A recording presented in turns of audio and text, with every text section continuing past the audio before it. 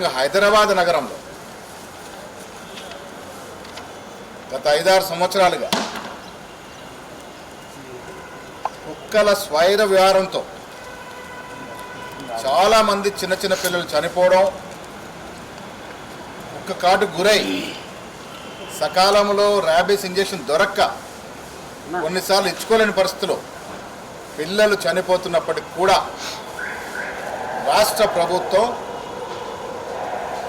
దున్నపోతు మీద వర్షం పడ్డట్టుగా వ్యవహరిస్తూ ఉంది. దీనికి సంబంధిత మంత్రి సాక్షాత్తు ముఖ్యమంత్రి కుమారుడు యువరాజు కేటీఆర్ గారు F1 కార్ల రేసులు చేసుకోవడానికి సరిపడా బడ్జెట్ దొరుకుతుంది. సినీ తారలతో F1ని చూసి వీక్షించి అనుభవించడానికి ఆనందించడానికి సమయం దొరుకుద్ది. కానీ మున్సిపల్ శాఖ మీద, తన దగ్గర ఉన్నటువంటి శాఖ మీద సమీక్షలు జరిపి ఇలాంటి సంఘటనల మీద స్పందించడానికి మాత్రం సమయం లేదు ఆయన దగ్గర. దౌర్భాగ్య పరిస్థితి, చిన్న పిల్లాన్ని కుక్కలు పీక్కొని తినటువంటి పరిస్థితి బాధాకరం. చూస్తూ ఉంటే ఎవరైనా కంటికి తడిపెట్టే సంఘటన, వీడియోలో లక్ష్యపడ్డటువంటి సంఘటనలు మొన్న అది జరిగింది, మళ్ళీ ఇవాళ కూడా కొన్ని సంఘటనలు జరిగాయి. ఇప్పటి వరకు కూడా రాష్ట్ర ప్రభుత్వం నుంచి సరైన స్పందన లేదు. మేయర్ గారు ఏం చేస్తున్నారో తెలియదు. మరి చాలా రాష్ట్రాల్లో కుక్క కాటుకు సంబంధించి నిర్దిష్టమైన ప్రణాళికలు ఉన్నాయి. వారికి సరైన సమయంలో స్టెరిలైజ్ చేయడంతో పాటు వాటికి ఆపరేషన్లు చేసి నియంత్రించాల్సిన అవసరం ఉన్నది. ఇదే విషయంలో నేషనల్ హ్యూమన్ రైట్స్ కమిషన్ ఇదివరకు మౌలిక ఆదేశాలు ఇచ్చున్నది. నీలిమ గారు చెప్పినట్టుగా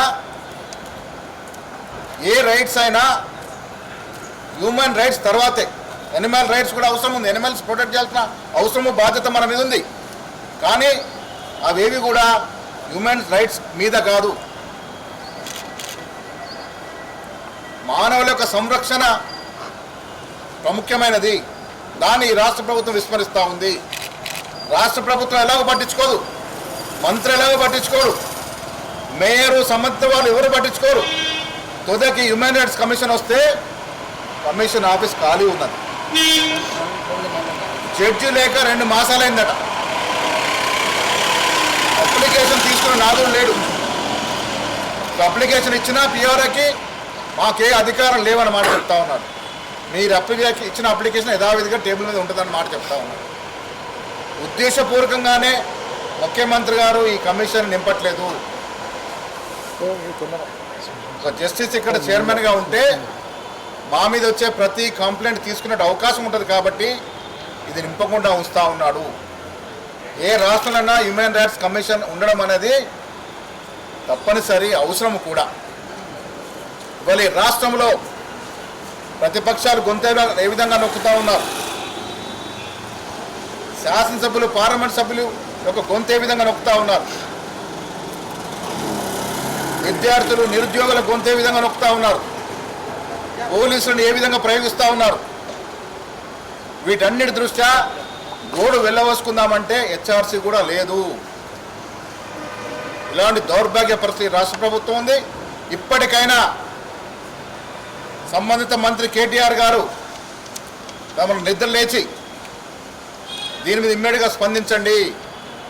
అన్యాయంగా ఒక బాలుడు, మా నిజామాబాద్ జిల్లాకు చెందిన ఒక బాలుడు అన్యాయంగా బలైనాడు.